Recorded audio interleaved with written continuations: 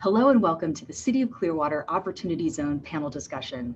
My name is Abby Maloney and I'm the President and CEO of Capital Analytics, the producers of Invest Tampa Bay, a comprehensive business review.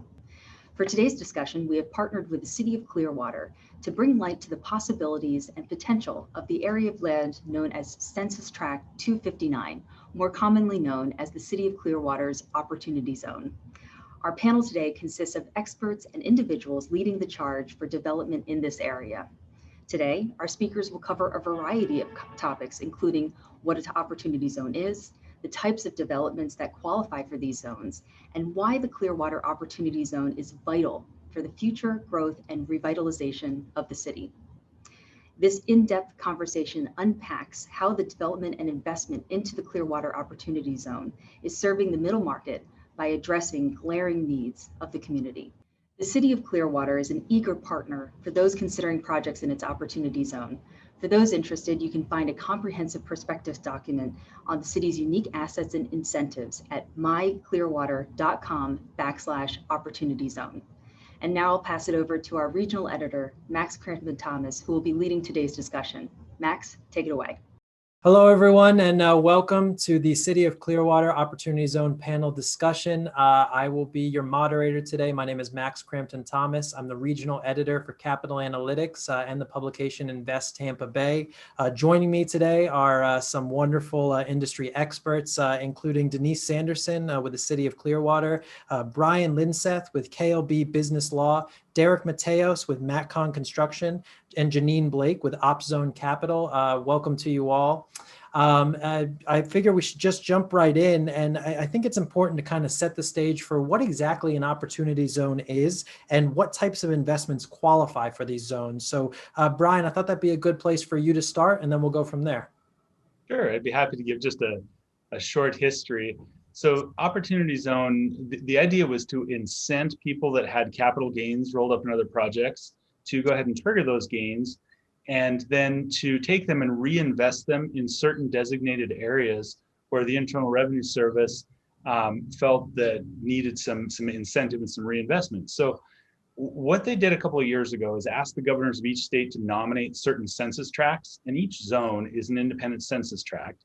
There's so the governors of various states nominated certain tracts that met an income criteria, and then the IRS selected them. So we ended up with about 8,700 census tracts around the country that met this criteria as sort of an economically disadvantaged area that could use some capital influx. So that's how we designated each of these zones. And what that really means is for an investor that has a gain event, they can take the portion that they desire to defer or reinvest in an opportunity zone, and they can put that to work in projects within that zone. And by putting that to work, really what that means is one of a couple of three things: either acquiring a piece of property within those zones that they can substantially improve and invest in, or they can acquire original use property or vacant ground and actually build something, or they can acquire an ownership interest in what's called a qualified opportunity zone business, which is a business that operates within those zones. So it's a little bit of a background of what they are. As far as what types of investments, it works very, very well for any kind of a real estate application, whether it's retail, commercial, office, multifamily. But it's important to remember too that operating businesses can definitely be funded using OpZone deferral funds. I know either now or later in the discussion, I'd be happy to give you kind of a little bit of an overview of what the benefits for an investor are. So you can let me know if you'd like me to go into that now, or if we want to address that in a bit. We'll definitely touch upon that in a little bit. That was a wonderful kind of overview of what it is, what types of investments qualify. And I want to throw this out kind of just to whomever in this discussion would be best. what does that kind of typical opportunity zone investment look like? And I guess on top of that is who really does it benefit? Well, okay, so it benefits really two different groups. One is the investor, because they get to take advantage of one of the best gain deferral techniques that we've ever seen. So the advantage is to the investor, and the investor is the person that experiences a gain event and has some 1231 capital gain that they would like to exclude from their return in the year that they experience the event. So what they do is elect op zone deferral, and the benefits include they don't have to include their gain on their current tax return. They can defer that till at least 2026, but discussions are being had right now at the federal level about extending that even further. And if you make that that deferral election in the year 2021, you'll be able to take advantage of an additional 10% off of the tax that you'll have to pay ultimately when it's due. And the final and probably the best incentive is that if you hold an investment if you hold a qualified investment within one or more opportunity zones for at least 10 years, you earn the right to make an elective back-end basis adjustment and move your basis all the way up to market value whenever you elect after that 10-year period. It is important to remember that once you earned that right, you can continue to hold your investment for another 15, 20, up to 25 years, up till 2047. And really the gain in the value of that investment becomes fully tax-free. So that's definitely a significant investment or advantage, an opportunity for the investors. Now, for the projects and for people that want to implement qualified projects within the opportunity zones, it represents not just an increased access to funds, but long-term funds. So the investor incentives mean that the returns on a qualified project are greater than a non-qualified project and likely to attract more investment capital. In addition, that capital that comes in is likely to be a longer term. Some non-qualified investments may look to return that capital earlier than the 10-year hold period, but op zone regulations have been structured in a way to kind of provide longer term investments and hopefully gain that stability for certain economically disadvantaged areas. Absolutely. Absolutely. I think it's important, because that we're speaking specifically on the city of Clearwater's opportunity zone, to really identify where this opportunity zone is within the city of Clearwater, and some of the developmental opportunities that currently exist there. I think the best person to start that conversation will be Denise. So Denise, I'll turn it over to you. Thank you, Max. Our opportunity zone is Census Tract 259. It is comprised of more than 850 acres, and it's inclusive of our downtown area. The zone overlooks the Intercoastal Waterway and our world-famous Clearwater Beach. And I think because of its location, it's uniquely able to offer a wide variety of attractive investment opportunities. Mm-hmm, mm-hmm. Absolutely, absolutely. From any of the panelists here perspectives, from your own personal perspective, what makes the Clearwater Opportunity Zone an attractive place to have a development? Well, I think quite often public investment precedes private investment. And right now the city is undertaking a $64 million redevelopment of our 22-acre waterfront park. We refer to it as Imagine Clearwater, and it is intended to revitalize and really help us reimagine our downtown. The project is framed by 5.25 acres of prime investment opportunity comprised of 3 sites, and the city is currently seeking proposals for catalytic development in this downtown core. But within the Opportunity Zone, there are 3 character districts, each with defined development potential, including building heights, densities, and policies that are unique to each district. And south of this area is what we refer to as our wellness district. And this is located near Morton Plant Hospital, which itself made a recent $200 million investment into that facility. So I think there are many, many opportunities and a lot of flexibilities in those zoning districts and character districts. Absolutely, absolutely. And was there anyone else that wanted to add in there, just as far as what makes it an attractive place to develop? Jeanine? Well, I think the different incentives that are being offered as well, layered on top of the opportunity zones, are important to talk about. Specifically in downtown Clearwater, your CRA fund, $5 million total spread over 4 years towards workforce housing and or cultural type amenities like you're talking about for that bluff area. There's a parking fund and just overall reduction of impact fees. So I feel like all of those incentives layered on top of the opportunity zone in one of the most sought after locations in Florida, it's a no-brainer in my opinion. And I say that I am a native of Clearwater, 49 years old, and I don't have any plans on moving anywhere else. So we do live in paradise. Absolutely, absolutely. And Derek, did you want to add something there?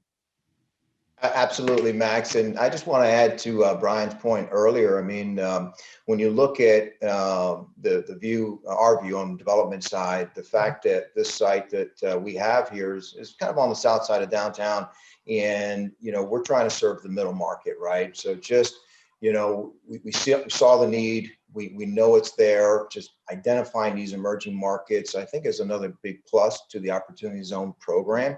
And to Jeanine's point, I mean, there's no doubt that the city of Clearwater has been fantastic to work with as we've progressed with the entitlement of the property. There's a need there, and we're glad that we're here and trying to fulfill it. Absolutely, absolutely. And Derek, I actually I want to stay here with you for a second, just because I think you'd offer a unique perspective, and then I'd love to hear from the other panelists. Why is it important to take advantage of programs that are offered like opportunity zones? Obviously we know the overall benefit is to help revitalize an area, but from your perspective. Yeah, I mean, kind of as I was stating earlier, I mean, we're looking for properties where we can see that need, and in this particular area in Clearwater, that middle market is completely underserved. There's a lot of, and our project obviously it's an assisted living facility, middle market, and you could just tell that it just needed a little bit more than it had in there, a nicer, newer product. So, just being able to identify and see that need has been a big benefit for us. Absolutely. I might come on the heels of that and say that, you've got 900 plus people daily moving to Florida. The Tampa Bay area, Clearwater specifically, has a huge piece of that 900 folks moving. Over 20% of our population is 65 and older. You've always been a high retirement community, right, in this area, and that's only going to continue to grow with the big exodus happening out of New York and out west. And from my healthcare background, I can tell you that using an opportunity zone, again, to Brion's point, brings in that private investor capital to a project that is already appealing from an investment standpoint. And then you layer on the tax incentive, you layer in city incentive, and it just sweetens the return for the investor. But more importantly, from the community standpoint, and I think I've said this 100 times, I feel like you're healing the community from the inside out. You're going into these areas that need the development, and you're providing a product that is affordable, right?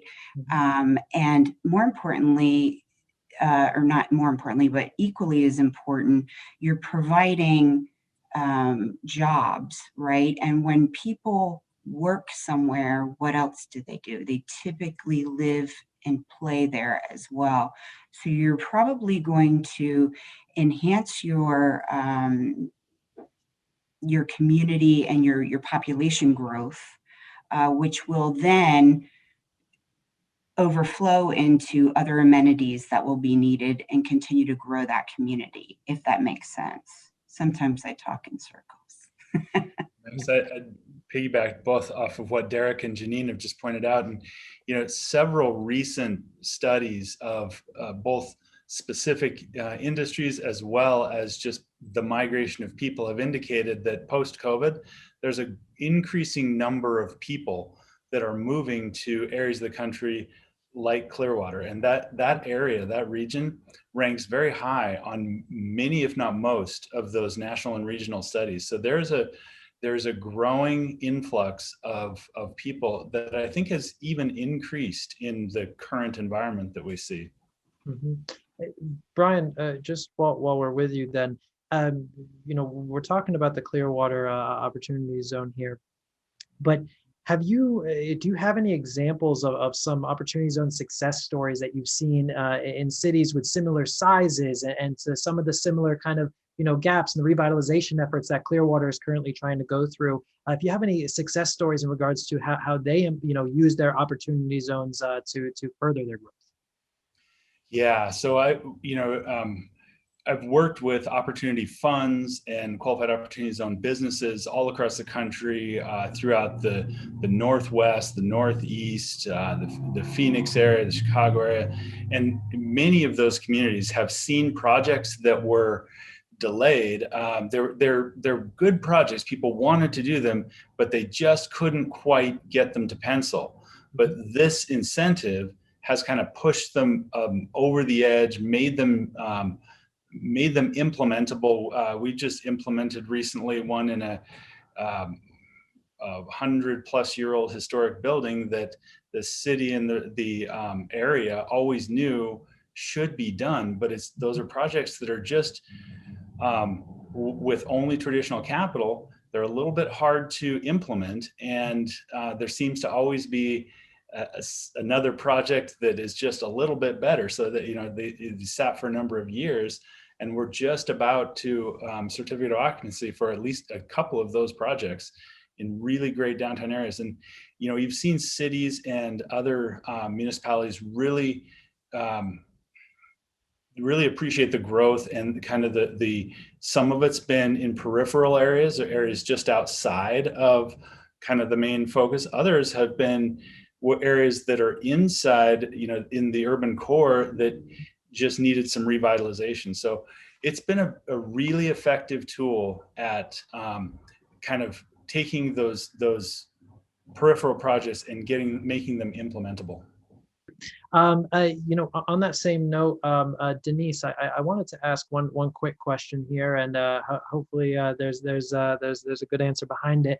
As the city of Clearwater eyes different developments and different investment into the opportunity zone that is present in the city, are there any other similar cities and successes that you all are basing off of or using as a model for how you're encouraging development and investment in your opportunity zone?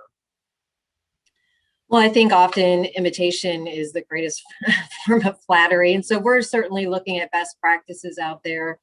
We've been looking at other cities and the marketing that they're doing, the prospectuses that they're offering, and really trying to craft ours to really help drive that investment.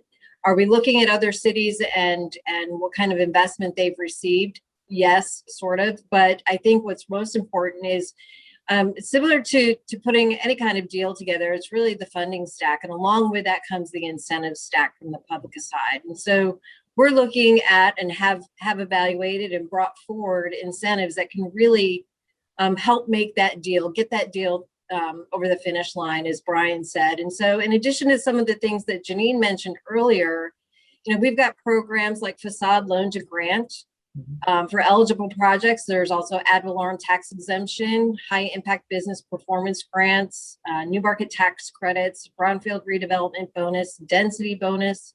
So a wide variety of things to really help us respond to what is needed to get those projects. So you can certainly go online at myclearwater.com/opportunity zone to review our prospectus, and we're happy to answer any questions for any investors that are looking to find a home here in Clearwater. Derek, I wanted to aim this question at you because one of the biggest things, and we've touched upon it a couple of times during this conversation, is that opportunity zones are not only helping to revitalize a community, but answer some of the gaps that exist within a community. And for instance, you're developing this assisted living facility.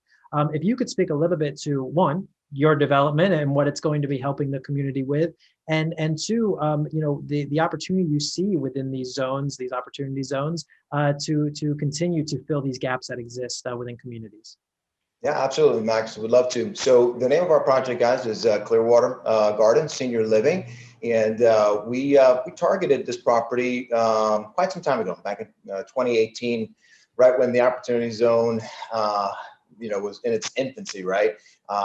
We saw the need in the area, and we've gone down the process and have been able to entitle the property for a 125-bed assisted living facility. So we're very excited about that. We've had several market studies and analysis that we've done on the area, and there's no doubt, as Jeanine mentioned, there's a huge need. There's about 1,000-bed shortfall in that market and growing. Obviously, our project, has been, timing-wise, has been a little difficult due to COVID, but we look at it as an advantage. We look at it as now we get to design to COVID considerations and standards, and we'll be delivering a nice, new, clean facility in an area that desperately needs it. And like I mentioned earlier, the city was very welcoming and good to work with. They knew this was something that was good in the area. And I hope that other developers will do the same. Amazing opportunity, obviously, in downtown Clearwater. Pretty exciting with the RFP that's out there now. So this is, I think, a great example of what the program is and what it really should be doing for the community, and especially when it's pretty obvious that's really what's needed. Mm-hmm. Mm-hmm. Absolutely. And Denise, I'm going to refer back to you. I know you touched upon some of them, but I wasn't sure if you want to dig any further into it. How are the other developments, of course, outside of Derek's, that are currently being planned and executed in the Clearwater Opportunity Zone, helping to fill the gaps that currently exist within the local community? Sure. We have a very high concentration of high-tech workers, particularly in the IT software industry. And so we're looking for market rate rental for both high-rise and mid-rise in our downtown and other character districts that are inclusive of the core. As I've mentioned, Morton Platte Hospital is a premier hospital in the district. And of course, some of those lower skill, low wage jobs, we need homes for those as well. And so that low to moderate income project is also something that we're seeking. Definitely need rental housing of all income types, workforce, market rate, and even luxury. So that's certainly a high need that we have and projects that we're seeking. But along with that are all of those sort of live, work, other components. So office, retail, commercial, all of those uses really are, quite frankly, in demand as our IT sector continues to grow here. Absolutely.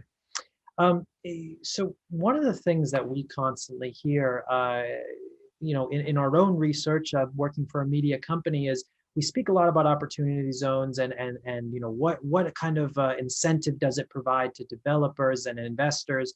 And I'd say the answers can sometimes be split between those that really see the benefit and those that are like, well, it's kind of like an icing on the cake type situation where maybe it's not the main incentive. I think that there's a lot of misconception around what opportunity zones are, who they benefit, what they benefit. And I think it's important for us to discuss a little bit about some of, the biggest misconceptions in regards to opportunity zones, and then what the actual reality is. So I know everyone here probably can speak to that, but I would start first either with Brion or Jeanine. I don't mind either one. Brion? Well, I'll jump in here for just a second and turn it over to Jeanine. But so, I think of a couple of the misconceptions, opportunity zone incentives, just like any other incentive, they don't make a bad project a good one.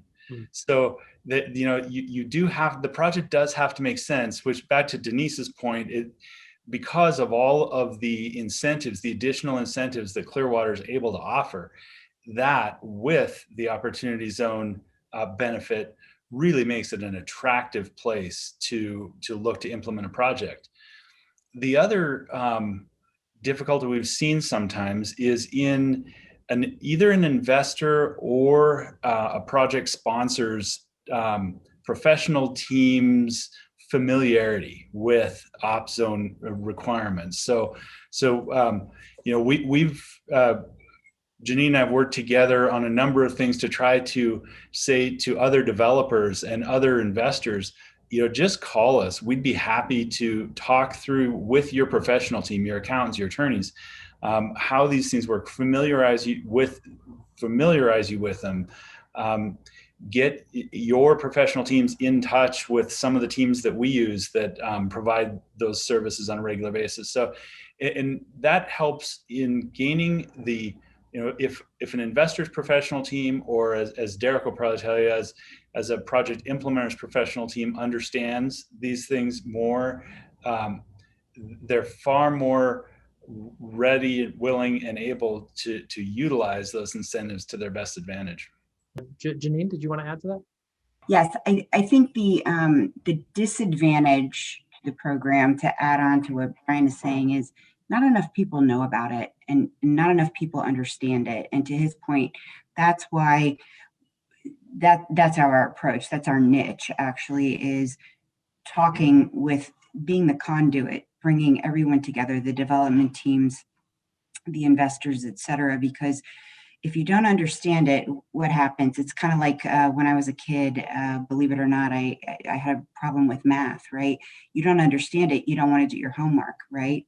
You don't want to learn to do the problem solving.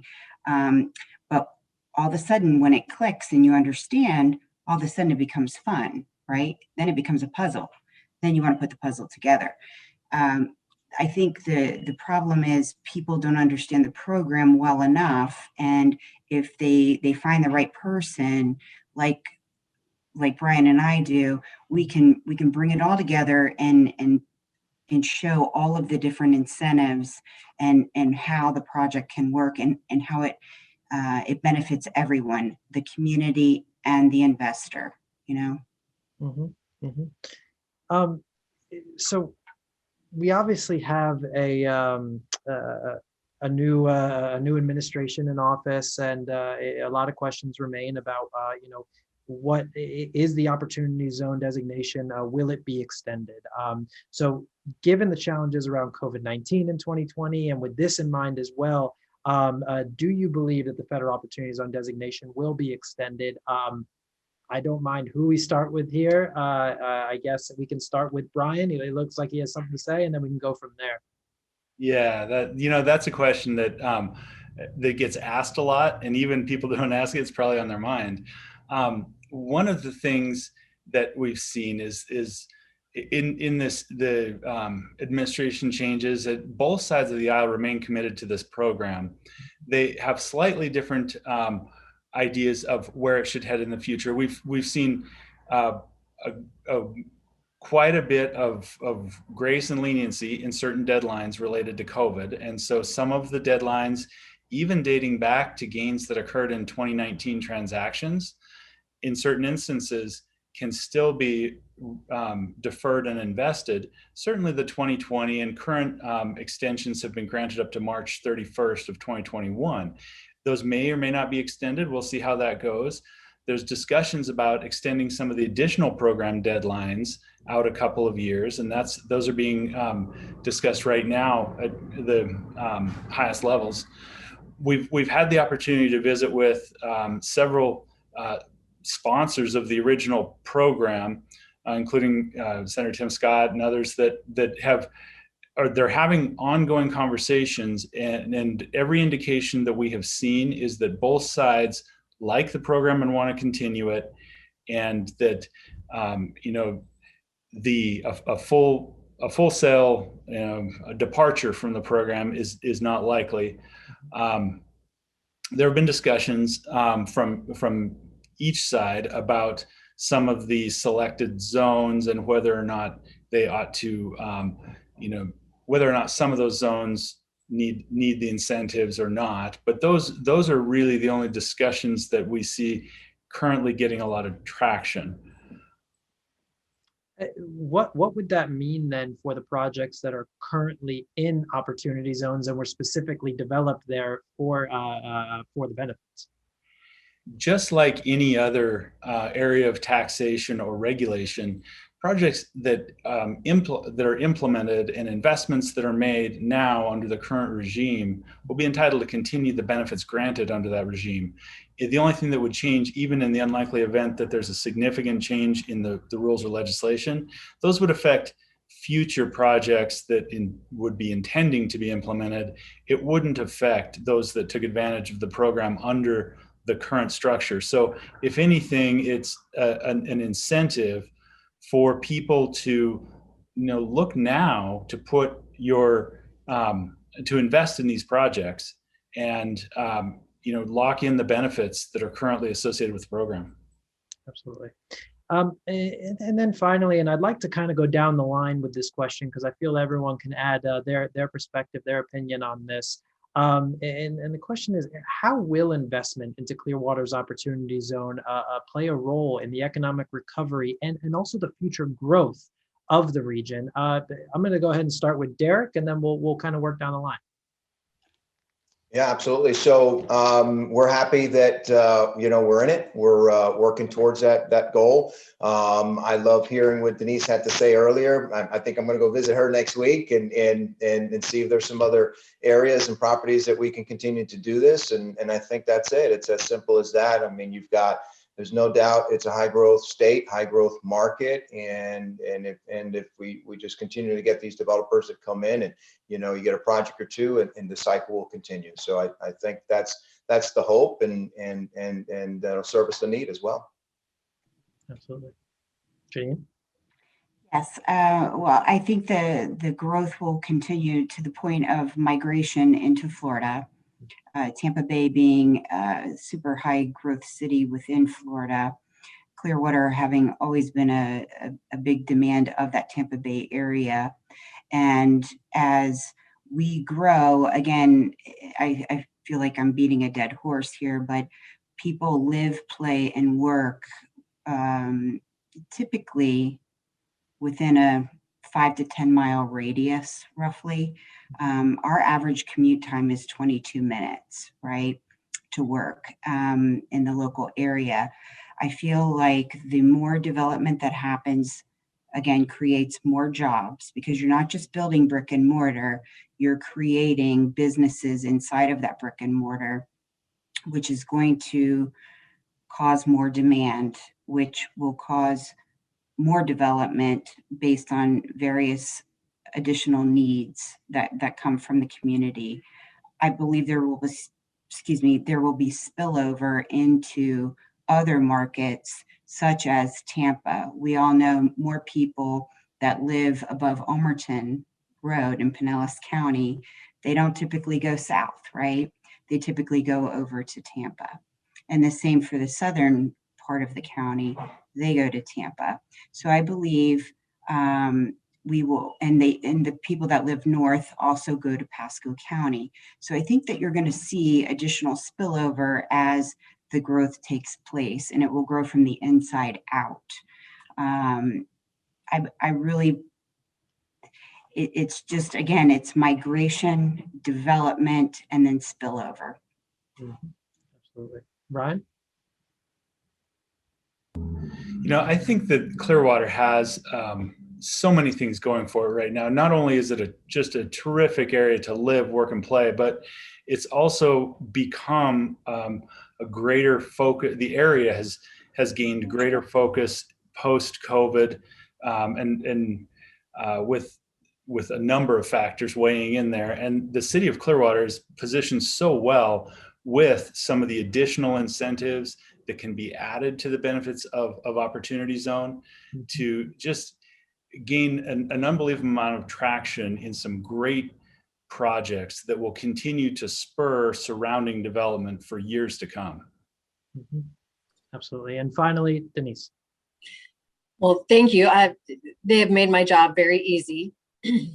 Thank you, panelists. But from my perspective, I think our governor has been so progressive in how he has kept Florida open.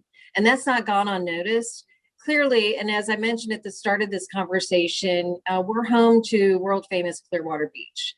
Tourism is a big component of our economy, and we're looking at figures that frankly are quite stunning. Pent-up demand is driving tourists to this area, but as Jeanine said, people are also relocating to this area from the Northeast and from states out west. They're coming to Florida in droves, and there is a lot of reason behind that. It's free of personal income tax. It's got tremendous opportunities, a wide variety of employment opportunities, certainly. A fantastic quality of life. We're known for sports in this area. It's no mistake that we have a 60 some odd year, almost 70-year relationship with the Philadelphia Phillies for spring training. There is an incredible quality of life here, and people have begun truly to take notice of Clearwater's place in the Tampa Bay region. And I think that the Opportunity Zone, while it's a wonderful opportunity for investors, I think it really just helps bring together for our downtown in particular, where we have an emerging arts and cultural scene occurring down there. I think it really is a perfect time to consider Clearwater for all of these reasons and more. Definitely. I want to thank all of our great panelists here today for a wonderful discussion. I think not only has it revealed the potential for Clearwater's Opportunity Zone, but also what the future may hold for the region. I want to thank everyone for watching this video, and I'm going to go ahead and kick it back to Abby.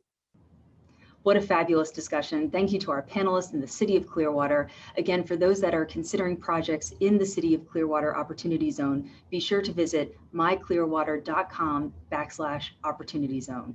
Thank you again for tuning in today.